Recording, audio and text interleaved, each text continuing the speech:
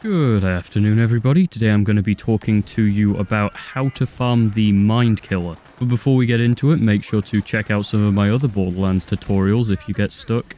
And if you enjoyed the video, feel free to sub to the channel and hit that notification bell so you don't miss any of my future content. Like always, everything is bookmarked in the bottom, so if you want to jump to a particular section, it will be on screen now and you will see the little markers on YouTube. Anyway, let's get into it. Okay, there are a couple of unique things to note about the Mind Killer before we get into where you actually need to go to farm it. It never drops with an element, despite being a Maliwan weapon. That is a little strange, but I digress. It has a fixed projectile pattern, making it a lot more predictable.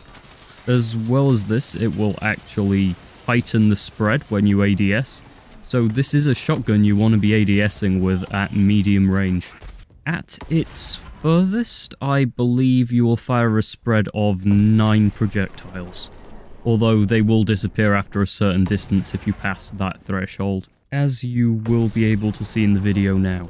Another quick thing to note about the gun is that charging it up actually does nothing apart from play a sound effect, which kind of fooled me for the first 5 minutes I was using it. Okay, so time for the main focus of the video. You're going to want to fast travel to Ascension Bluff, and then just run through the level until you get to Mouthpiece. I would recommend grabbing a catch-a-ride real quick and just driving down there, but as you reach the gate you'll have to get off your ride, but it'll be fine because you're close, just slide cancel.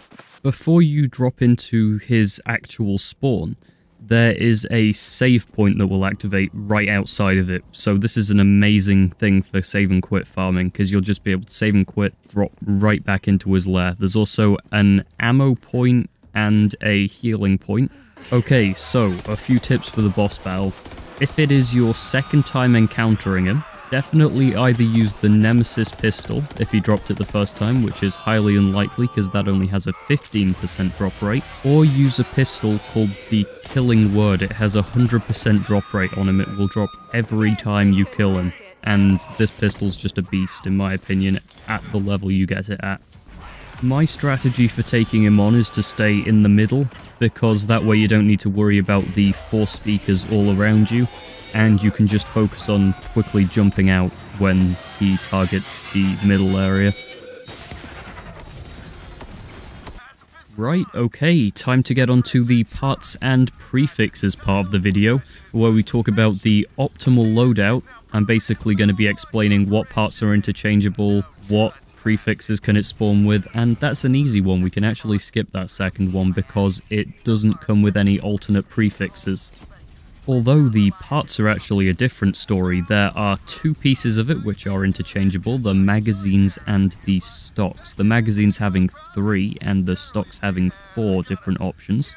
Personally, I would suggest the 6-round mag for this gun due to its fast reload speed of 2.1 seconds, and it's plus 10% to your damage, which is going to be huge when you're fighting enemies at higher levels. Your other 2 options for mags are a 9-round mag, which sports a reload speed of 2.4 seconds, or a 12-round mag, which has a reload speed of 2.7 seconds, as well as a minus 10% damage reduction for your gun.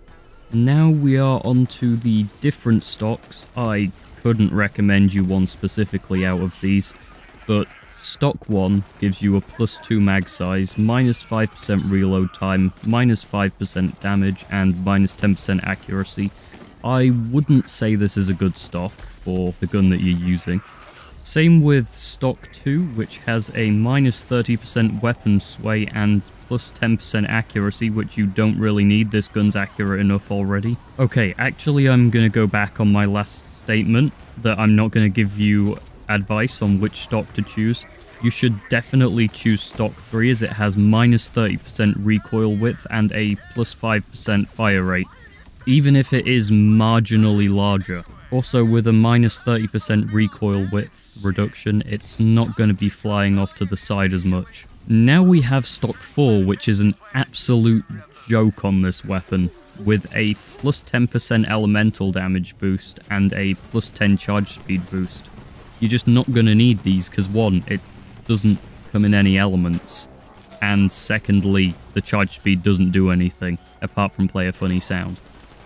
Anyway, that concludes our video. Thank you for watching, and if you like the content, make sure to leave a like, subscribe, bell notification icon, turn it on if you want to be notified, and that's it. See ya.